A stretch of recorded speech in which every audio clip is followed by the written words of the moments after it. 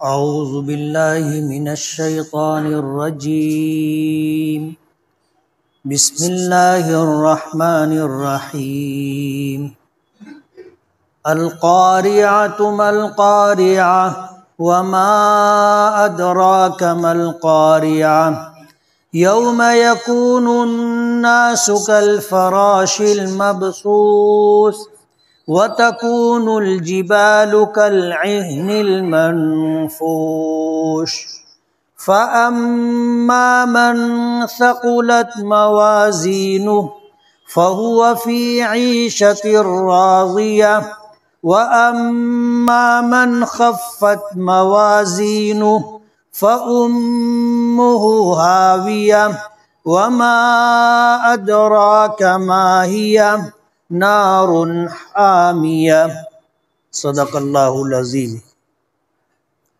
سبحانک لا علم لنا الا ما علمتنا انک انت العلیم الحکیم۔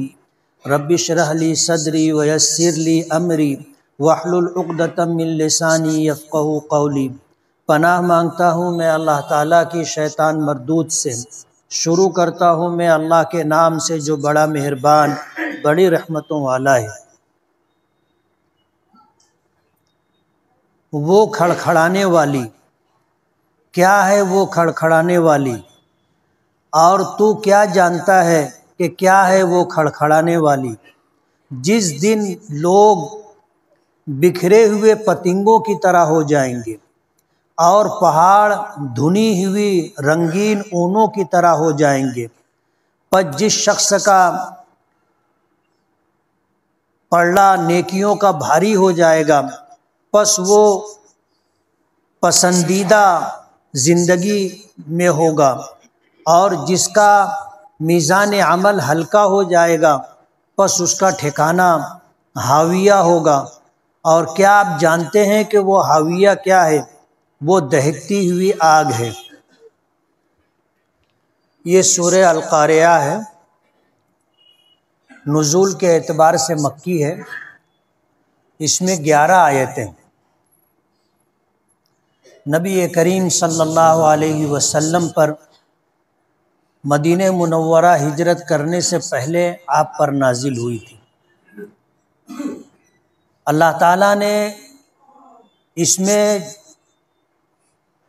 قیامت کا تذکرہ کیا ہے۔ جس طرح قیامت کے بہت سارے نام پیچھے گزر چکے، جیسے الحاقہ، اسی طرح طامہ، ساخہ، واقعہ، الساعہ، یہ مختلف نام قرآن کریم میں مختلف مقامات پر قیامت کے گزرے۔ انہی میں سے ایک نام القارعہ بھی ہے۔ القارعہ کے معنی کھڑکھڑانے والی، یعنی کائنات انسانی میں جتنی چیزیں ہیں، جب حضرت اسرافیل علیہ السلام پہلی مرتبہ سور پھونکیں گے تو سور پھونکے جانے سے کائنات کی ایک شے بھی بچے گی نہیں۔ ہر ایک پر ایسے حالات طاری ہوں گے کہ وہ اپنا وجود کھونے جیسی ہو جائے گی، ہر چیز کو کھڑکھڑا دے گی وہ آواز جو سور پھونکے جانے سے پیدا ہوگی۔ اللہ پاک نے اسی کا تذکرہ کیا ہے۔ ظاہر بات ہے کہ یہ دنیا ہمیشہ رہنے والی نہیں، اس پر بھی فنا طاری ہوگی۔ اس پوری دنیا اور کائنات میں جتنی چیزیں ہیں سب پر فنا وقتاً فوقتاً طاری ہوتے رہتی۔ اسی لیے حدیث پاک میں آتا ہے کہ من مات فقد قامت قیامتہ، جس شخص کا انتقال ہو گیا اس کی قیامت آ گئی۔ ظاہر بات اب اس کو دنیا سے کیا لینا دینا، اس کا انتقال ہو گیا، اس کی قیامت آ گئی۔ اور اس پوری کائنات کی جو قیامت ہے، یعنی پوری دنیا زمین و آسمان سمیت اور جو کچھ اس میں ہے، اس پر فنا طاری ہونے کا نام قیامت ہے، جس کو قیامت کبریٰ کہتے ہیں، سب سے بڑی قیامت، کہ پھر اس کائنات میں کوئی چیز بھی باقی نہیں رہے گی، سب ختم کر دی جائے گی، زمین چٹائی کی طرح لپیٹ دی جائے گی، پہاڑ اون کے دھنی ہوئی اون کی طرح اڑنے لگ جائیں گے۔ ظاہر بات ہے اس دنیا میں سب سے وزندار چیز پہاڑ ہے، اور اللہ نے ان پہاڑوں کو اس لیے بنایا کہ زمین کا توازن برقرار رہے۔ اللہ نے جب زمین بنائی تو یہ ہل رہی تھی، وجہ اس کی یہ ہے کہ یہ زمین پانی کے اوپر ہے، یہ زمین پانی کے اوپر ہے، اور کسی کشتی اور جہاز کے پانی پر چلنے سے کیا کیفیت اس کشتی اور جہاز کی ہوتی ہے آپ کو پتہ ہے؟ بڑے بڑے جہاز سمندر پرسکون ہو تو چلتے رہتے ہیں، لیکن جب سمندر میں مد و جزر یعنی پانی کی لہریں جب بہت زیادہ تیزی سے چلنے لگتی ہیں تو بڑے بڑے جہاز لنگر ڈال دیتے ہیں، ایک جگہ رک جاتے ہیں، اور ان جہازوں کی جو کیفیت ہوتی ہے وہ آپ کو پتہ ہے، کبھی کبھی تو جہاز اور کشتیاں ڈوب بھی جاتی ہیں۔ تو یہ زمین پانی پر تھی اور کشتی کی طرح ہلکورے لے رہی تھی۔ ظاہر بات ہے ایسی زمین جو مسلسل ہلتی رہے اس پر گزارا کیسے ہوگا، رہن سہن کیسے ہوگا، لوگوں کا بود و باش کیسے ہوگا؟ ہم چلتی ہوئی کشتی میں کھڑے نہیں رہ سکتے۔ اگر 24 گھنٹہ یہی کیفیت ہوتی زمین کی تو ظاہر بات ہے یہاں گزارا ناممکن ہو جاتا۔ اللہ نے زمین کو قرار دینے کے لیے، ٹھہراؤ عطا کرنے کے لیے جگہ جگہ پہاڑ بنائے پوری دنیا میں، اور اللہ نے اسے میخ بنایا۔ میخ مانے کیل، جس کو ہم کھیلا کہتے ہیں، کہ جب اس کو ٹھوک دیا جاتا ہے کسی چیز کے اوپر تو وہ وہاں پر جم جاتی ہے۔ اسی طرح زمین کو اللہ نے پہاڑوں کے ذریعے اس کو ثبات عطا کیا، قرار عطا کیا، ٹھہراؤ عطا کیا، جماؤ عطا کیا۔ اللہ نے ان پہاڑوں کو میخوں کی شکل دی، کھلوں کی شکل دی، کہ یہ کیل کی شکل میں زمینوں میں ٹھوک دیے گئے تو زمین اپنی جگہ برقرار ہے۔ کبھی کبھار اللہ اپنی قدرت کا مظاہرہ کرتا ہے اور زمین کو تھوڑا سا ہلا دیتا ہے، جس کو ہم زلزلہ کہتے ہیں، اور بہت معمولی پیمانے پر ریختر اسکیل کے اوپر 1 2 3 4 5 اس طرح اگر 7 تک پہنچ جائے یا 7 کے اوپر پہنچ جائے تو پھر یہ ساری عمارتیں ڈھہ جاتی، کچھ بچتا نہیں۔ اور قیامت کے دن جب سور پھونکا جائے گا تو زمین 100% ہلا دی جائے گی۔ اب ظاہر بات ہے کہ 7% اگر ہلائی جاتی ہے تو عمارتیں باقی نہیں رہتی، گر جاتی۔ جب 100% اسے ہلا دیا جائے گا تو کیا بچے گا؟ کچھ بھی نہیں بچے گا۔ تو اللہ پاک نے پوچھا کہ القاریہ کیا ہے قیامت؟ آپ کو پتہ ہے کیا ہے قیامت؟ جس دن لوگ بکھرے ہوئے پتنگوں کی طرح ہوں گے۔ جب آدمی شمع جلاتا ہے اور اندھیرا ہوتا ہے تو آپ دیکھو گے پردار کیڑے مکوڑے آ کر کے اس کے ارد گرد گھومتے رہتے، کچھ اس پر اس روشنی پر آ جاتے ہیں تو جل جاتے ہیں، مر جاتے ہیں، کہتے پروانے نثار ہو گئے، لیکن ان کا کوئی جتھا نہیں ہوتا، اکا دکا پرندے آتے رہتے ہیں اور ادھر ادھر گھومتے پھرتے رہتے ہیں، بھٹکتے رہتے ہیں۔ تو قیامت کے دن انسانوں کا یہ حال ہوگا کہ کوئی ایک انسان دوسرے انسان کے ساتھ نہیں ہوگا، سب بکھرے ہوئے پرندوں کی طرح ہوں گے۔ اس کی ہولناکی کا اندازہ نہیں لگایا جا سکتا کہ کوئی کسی کے ساتھ نہیں ہوگا، شوہر بیوی کے ساتھ نہیں، ماں بیٹے کے ساتھ نہیں، بھائی بھائی کے ساتھ نہیں، بہن بہن کے ساتھ نہیں، سب کے ہوش اڑ چکے ہوں گے، کوئی کسی کے قریب نہیں ہوگا، سب منتشر ہوں گے۔ وَتَكُونُ الْجِبَالُ كَالْعِهْنِ الْمَنْفُوشِ، اور اس دن پہاڑ رنگین دھنی ہوئی اون کی طرح ہوں گے۔ اہن کہتے ہیں رنگین اون کو، ان منفوش دھنی ہوئی، جب اس اون کو رنگین اون کو دھن دیا جاتا ہے تو وہ سب بالکل ایسے ریشے ریشے اس کے الگ ہو جاتے، اسی کو دھننا کہتے کہ جب دھنا جاتا ہے تو پھر روئی جو جمی ہوتی ہے اس کے ریشے ریشے الگ ہو جاتے۔ تو یہ زمین پر جو بڑے بڑے پہاڑ ہیں یہ سارے پہاڑ دھنی ہوئی رنگین اون کی طرح ہو جائیں گے۔ ان باتوں کو ذکر کرنے کے بعد اللہ پاک ان دو لوگوں کا تذکرہ کر رہے ہیں جو قیامت کے دن نجات پانے والے ہوں گے اور جو اللہ کے عذاب سے دوچار ہونے والے ہوں گے، اور ان کا فیصلہ کیسے ہوگا اس کا تذکرہ کیا کہ فَأَمَّا مَنْ ثَقُلَتْ مَوَازِينُهُ، موازین میزان کی جمع میزان ترازو کو کہتے ہیں، اور ترازو اس کو کہتے ہیں جس کے دو پلڑے ہوتے ہیں، ایک پلڑے میں وزن ہوتا ہے اور دوسرے پلڑے میں تولی جانے والی چیزیں اور اشیاء ہوتی۔ تو کل قیامت کے دن تمام انسانوں کے اعمال اچھے یا برے لائے جائیں گے، اس کے سامنے لا کر ڈال دیے جائیں گے۔ انسان اپنی آنکھوں سے دیکھے گا کہ میرے گناہ کیا کیا ہیں اور میری نیکیاں کیا کیا ہیں،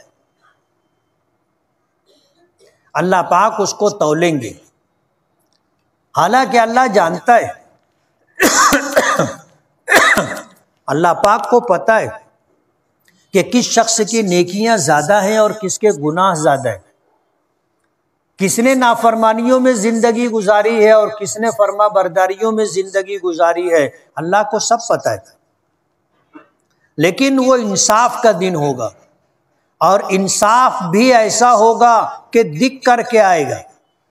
اگر اللہ پاک اپنے علم کے مطابق فیصلہ کر دے کہ بھائی اتنے لوگوں کو جنت میں بھیج دو اور اتنے لوگوں کو جہنم میں بھیج دو، تو ظاہر بات ہے جہنم میں جانے والے سوچیں گے کہ ہم کو جہنم میں کیوں ڈالا جا رہا ہے۔ آج ہماری جتنی زندگی گزری ہے وہ زندگی گزر جانے کے بعد کیا ہمیں پتہ ہے کہ ہم نے کتنی نیکیاں کی ہیں اور کتنے گناہ کیے؟ بھول گئے؟ ہمیں نہ نیکیاں یاد ہے نہ گناہ یاد ہے کسی کو یاد؟ سب بھول گئے۔ اس دن جب نیکیوں کو سامنے نہیں لایا جائے گا اور اسے تول کر کے نہیں بتایا جائے گا کہ تمہاری نیکیاں زیادہ ہیں یا گناہ زیادہ ہیں، تو آدمی مطمئن کیسے ہوگا؟ اللہ پاک ایسا انصاف فرمائیں گے کہ ہر شخص مطمئن ہوگا کہ جو فیصلہ ہوا ہے بالکل صحیح اور درست ہے۔ تو اس دن ترازو ہوگا، ترازو، اور بڑا ترازو ہوگا، اس کے ایک پلڑے میں ساری نیکیاں رکھ دی جائیں گی اور دوسرے پلڑے میں سارے گناہ اور برائیاں رکھ دی جائیں گی۔ جس کا نیکی کا پلڑا جھک جائے گا وہ کامیاب ہو گیا۔ جنت میں جانے کے لیے 100% نیکیاں ضروری نہیں ہے۔ جنت میں جانے کے لیے آدمی کا 100% دیندار یا اس کے نام اعمال میں 100% نیکیوں کا ہونا ضروری نہیں ہے۔ اگر اس کے پاس نیکیاں گناہوں سے زیادہ ہیں تو وہ شخص کامیاب ہو گیا۔ نبی کریم صلی اللہ علیہ وسلم کا ارشاد مبارک ہے، کلکم خطاؤن، تم سب کے سب خطا کار ہو، وخیر الخطائین التوابون، اور تم میں بہترین شخص وہ ہے کہ خطا گناہ ہو جانے کے بعد توبہ کر لے، گناہ پر اڑے نہ رہے، گناہ پر اڑے نہ رہے۔ گناہ ہو گیا، آدمی کو احساس ہو گیا، فوراً اللہ سے توبہ کرنی چاہیے، 2 رکعت نماز صلاۃ التوبہ پڑھے اور اللہ سے معافی مانگے۔ اور جس گناہ پر توبہ کر لی گئی سچے دل سے، وہ گناہ ختم کر دیا جاتا ہے، نام اعمال سے مٹا دیا جاتا ہے اور تمام گواہ ختم کر دیے جاتے۔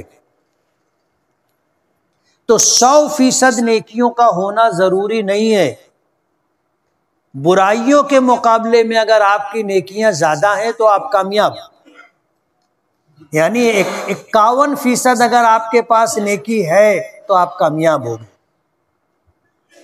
اس لیے اپنی زندگی کا جائزہ لیتے رہنا چاہیے، حساب و کتاب کرتے رہنا چاہیے کہ مجھ سے کیا نیکی ہوئی ہے اور مجھ سے کیا گناہ ہوئے۔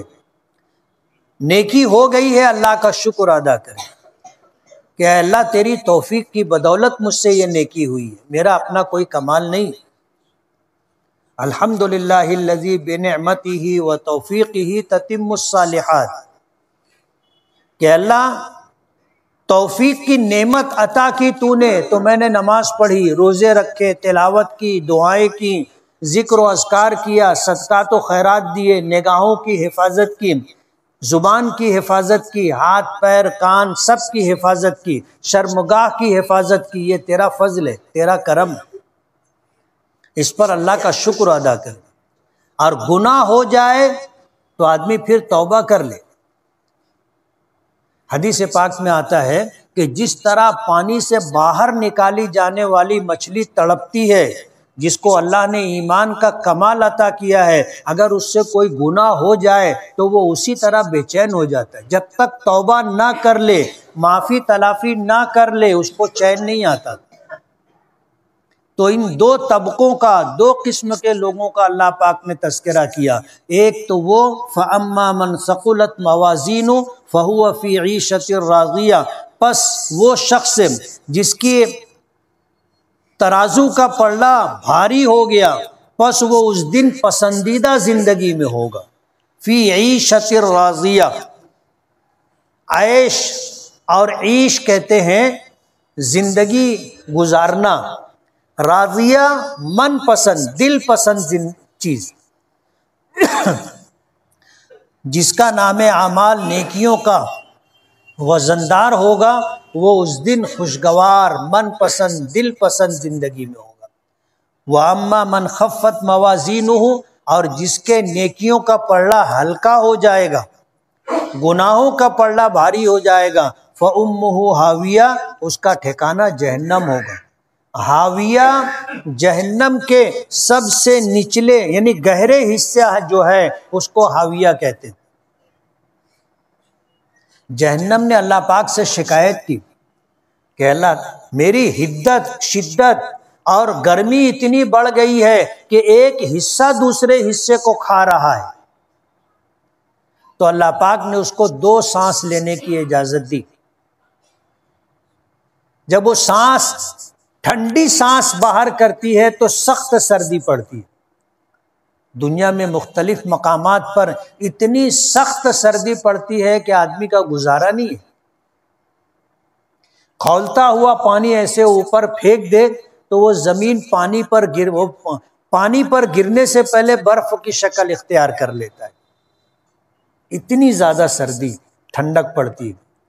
جب جہنم ٹھنڈی سانس لیتی ہے تو یہ کیفیت ہوتی ہے، اور سخت گرمی جو پڑتی ہے کب؟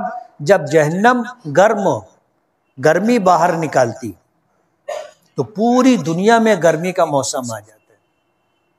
ظاہر بات ہے اتنی بڑی دنیا کو ٹھنڈا کرنے کے لیے، اور اتنا ٹھنڈا کرنے کے لیے کہ پانی برف کی شکل اختیار کر لے، اور اتنی گرمی کہ پھر یہ جمی ہوئی ساری برف گل جائے، گھل جائے اور پانی کی شکل اختیار کر لے، یہ جہنم کے سانس لینے کی وجہ سے۔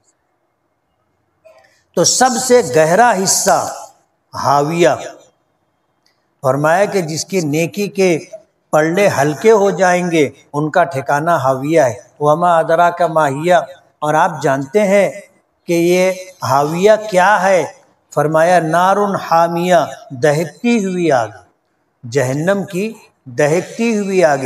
حدیث پاک میں آتا ہے کہ اس دنیا میں جو آگ ہے، اس دنیا میں جو آگ ہے، اس میں سب سے زیادہ شدت کی جو آگ ہے، اس آگ کے مقابلے میں جہنم کی آگ 70 گنا زیادہ ہے۔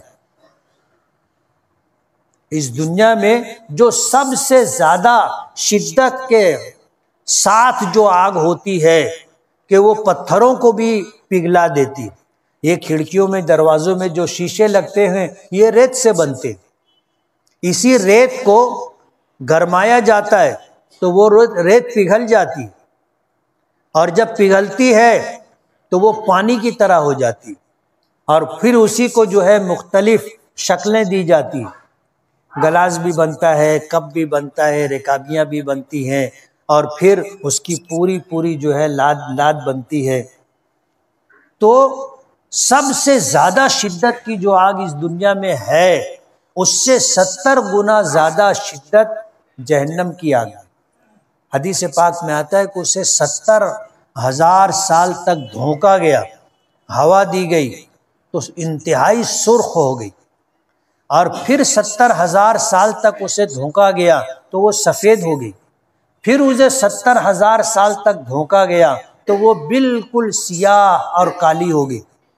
یعنی جہنم میں روشنی نہیں ہوگی، گھوپ اندھیرا ہوگا کہ ہاتھ کا ہاتھ بھی دکھائی نہیں دے گا، کچھ سجھائی نہیں دے گا. تو یہ حاویہ دہکتی ہوئی آگ ہے، اور اس میں اللہ کے نافرمان بندوں کو ڈالا جائے گا. تو 2 قسم کے لوگوں کا تذکرہ کیا. ایک تو وہ جن کی نیکیاں زیادہ ہوں گی، نیکی کا پلڑا جھک جائے گا، وہ کامیاب، اور ان کو من پسند زندگی اللہ پاک عطا کرے گا. کہتے ہیں نا ہمارے بڑے کہ دنیا میں رب چاہی زندگی گزار لو، قیامت کے دن من چاہی زندگی ملے گی. جو چاہو گے اللہ وہ دیں گے، من چاہی زندگی. اور یہاں اگر من چاہی زندگی گزار لیے تو وہاں من چاہی زندگی نہیں ملے گی. اس لیے تھوڑی سی زندگی ہے، تھوڑی سی. قیامت کے بعد آخرت کی جو زندگی ہوگی اس زندگی کے مقابلے میں اس زندگی کی حیثیت چند سیکنڈ بھی نہیں. کتنی نہیں ہے؟ چند سیکنڈ بھی نہیں.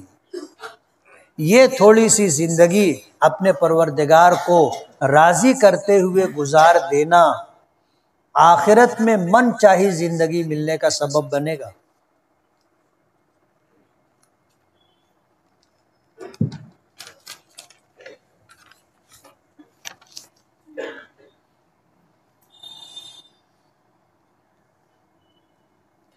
شرٹ یا ٹی شرٹ پر کوئی تصویر بنی ہو تو کیا نماز ہو جائے گی؟ جاندار کی تصویر ہو تو نماز مکروہ ہوگی، ہو جائے گی.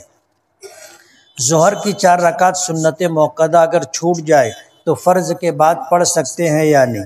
پڑھ سکتے ہیں.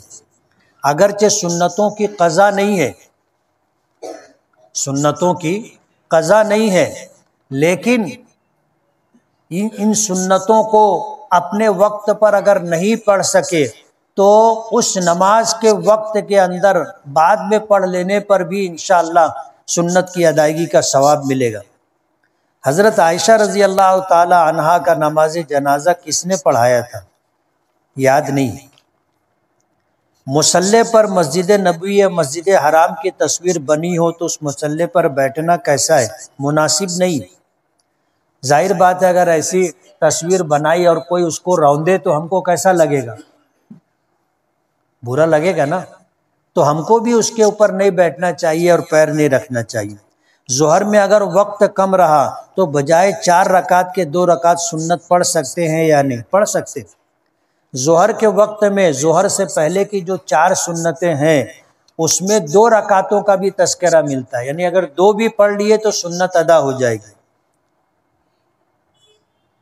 کسی نے پوچھا ہے کہ مفتی صاحب آپ کس طرح بیمار ہوئے اور آپ کی بیماری کی وجہ کیا تھی؟ بیماری ہو یا صحت و شفا یہ من جانب اللہ ہے، یہ من جانب اللہ ہے. حضرت ابراہیم علیہ السلام نے کہا تھا وَإِذَا مَرِضْتُ فَهُوَ يَشْفِينِ، جب میں بیمار ہوتا ہوں تو وہی مجھے شفا دیتا ہے. ہر اچھی چیز کی نسبت اللہ پاک کی طرف کرنی چاہیے. قرآن کریم میں ایسا نہیں ہے کہ جب اللہ مجھے بیمار کر دیتے ہیں تو وہی مجھے شفا دیتے ہیں، نہیں ہے کہ جب میں بیمار ہوتا ہوں تو اللہ مجھے شفا دیتا ہے. حالانکہ بیماری کس کی طرف سے آتی ہے؟ اللہ پاک کی طرف سے آتی ہے۔ اس کائنات میں کوئی بھی فیصلہ اللہ کی مرضی کے بغیر نہیں ہوتا، لیکن اللہ پاک کی طرف نسبت ہمیشہ اچھی باتوں کی کرنا چاہیے۔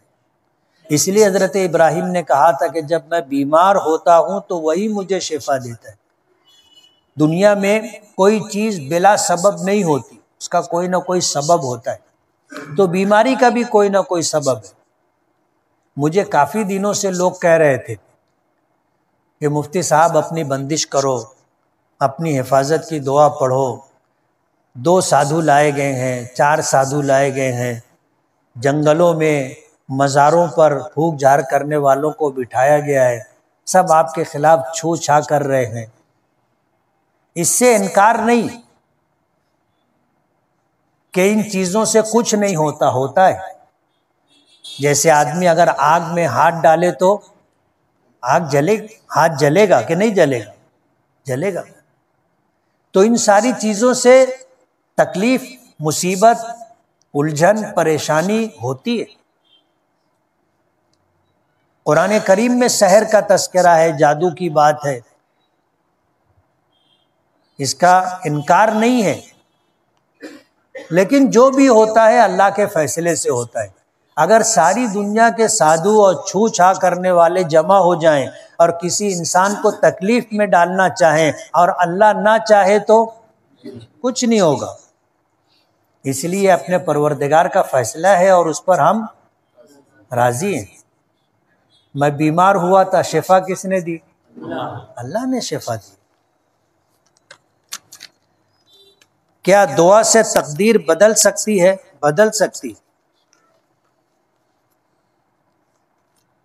قرآن کریم میں ہے یمحو اللہ ما یشاء ویثبت وعندہ ام الکتاب، کہ اللہ تعالیٰ لوح محفوظ سے جو چاہتا ہے مٹا دیتا ہے اور جو چاہتا ہے اس کو باقی رکھتا ہے، نیا فیصلہ لکھ دیتا ہے۔ قرآن کریم میں ہے یمحو اللہ ما یشاء، اللہ جو چاہتا ہے مٹا دیتا ہے، ویثبت، اور جو چاہتا ہے لکھ دیتا ہے، باقی رکھتا ہے۔ وعندہ ام الکتاب، لوح محفوظ کس کے پاس ہے؟ اللہ کے پاس ہے۔ اس لیے دعا سے موت نہیں ٹلتی۔ کیا نہیں ٹلتی؟ موت نہیں ٹلتی، باقی ہر بات بدل سکتی۔ اس لیے دعا میں بہت طاقت ہے، دعا میں اللہ نے بڑی تاثیر رکھی ہے۔ ہم لوگ بیوقوف ہیں جو مانگتے نہیں، ہم کو دعا کی طاقت کا اندازہ نہیں، یا ہمارا بھروسہ کمزور ہے۔ اللہ تعالیٰ سے یقین کے ساتھ مانگنا چاہیے اور مانگنے کا اہتمام کرنا چاہیے، دعا کا اہتمام کرنا چاہیے۔ اللہ تعالیٰ کو مانگنا بہت پسند ہے، بہت پسند ہے۔ اور جب بندہ اللہ سے دعا کرتا ہے تو اللہ فرشتوں کے درمیان فخر کرتے، اور اللہ پاک فرماتے ہیں کہ میرا یہ بندہ سمجھتا ہے کہ میں جو چاہوں گا وہ ہوگا، اور میں ہی کر سکتا ہوں اور کوئی کچھ نہیں کر سکتا۔ اللہ فخر کرتے، اور جو مانگا جاتا ہے اللہ یا تو وہی عطا کر دیتے، یا اس کے بدلے میں اللہ پاک کوئی دوسری بہتر چیز دے دیتے، یا پھر اس دعا کی برکت سے جو مصیبت، بلائیں، آزمائشیں آتی ہیں اللہ اس کو آسمان پر ہی روک دیتا ہے، یہ دعا جا کے اس کو روک دیتی ہے۔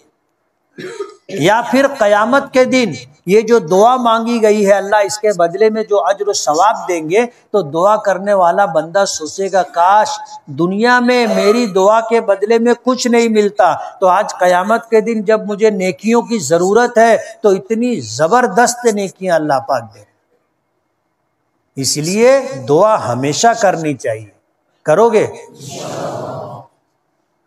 نماز میں خیالات نہ آئے کیا کرنا چاہیے؟ کوشش کرنا چاہیے ادھر ادھر خیال بھٹکے تو واپس آ جاؤ،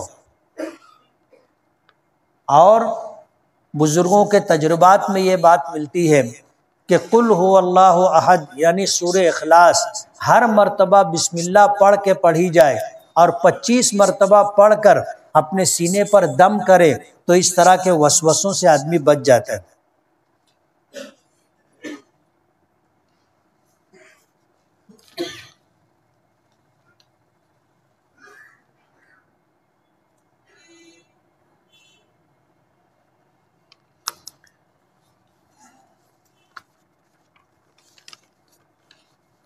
زید کاروبار کرتا ہے جس میں وہ خود کی رقم کے ساتھ ہی ساتھ بینک سے لون قرض بھی لے رکھا ہے، تو کیا زید کی آمدنی حلال ہوگی یا نہیں؟ آپ کو بھی معلوم ہے کیسی ہے۔ ایک ہوتا ہے وہ پانی جو بالکل صاف شفاف اور پاک ہو، اس کی نوعیت الگ ہوتی ہے، لیکن اگر اسی پانی میں ایک گلاس پانی ہے، اس میں 2-4 قطرے اگر شراب کے یا 2-4 قطرے پیشاب کے ڈال دیے جائیں تو اس کے میں کوئی فرق پڑے گا؟ دکھائی دے گا، لیکن یہ وہ پانی نہیں رہا جو پہلے تھا، فرق آ جائے گا۔ اسی طرح حلال آمدنی اور کاروبار میں اگر آدمی سودی قرضہ شامل کر لیا تو پھر وہ پہلے جیسا نہیں رہا، اب یہ رقم مشکوک ہو گئی، مشتبہ ہو گئی، مخلوط ہو گئی کہ اس میں حلال بھی ہے اور حرام بھی ہے۔ مسئلہ یہ ہے کہ اگر حلال رقم غالب ہے، حلال رقم زیادہ ہے اور غالب ہے تو انشاءاللہ اس کا استعمال کرنے سے آدمی لا علم آدمی گنہگار نہیں ہوگا۔ جیسے ہمیں پتہ نہیں، کسی نے دعوت دی چلے گئے، اب اس کے یہاں کاروبار دونوں طرح کا ہے، اس نے کھانا کھلایا، ہم نے کھا لیا، ہمیں پتہ نہیں ہے، ہم تو جو دکھائی دے رہا تھا وہی سمجھ رہے تھے کہ ان کا 20 لوم کا اور 40 لوم کا اور 100 لوم کا کارخانہ ہے، اچھا کاروبار ہے، یہ سمجھ کر کے آدمی کھا لیتا ہے۔ اب ظاہر بات ہے جہاں سے دعوت آئی ہے آدمی کیا تحقیق کرتا ہے کیا؟ اپنے گمان کے مطابق آدمی چلتا ہے کہ بھائی ان کا اچھا حلال کاروبار ہے، جا کے کھا لیتا ہے۔ لیکن اگر اس کا کاروبار 100% حلال نہیں ہے تو ذمہ دار وہ خود ہوگا۔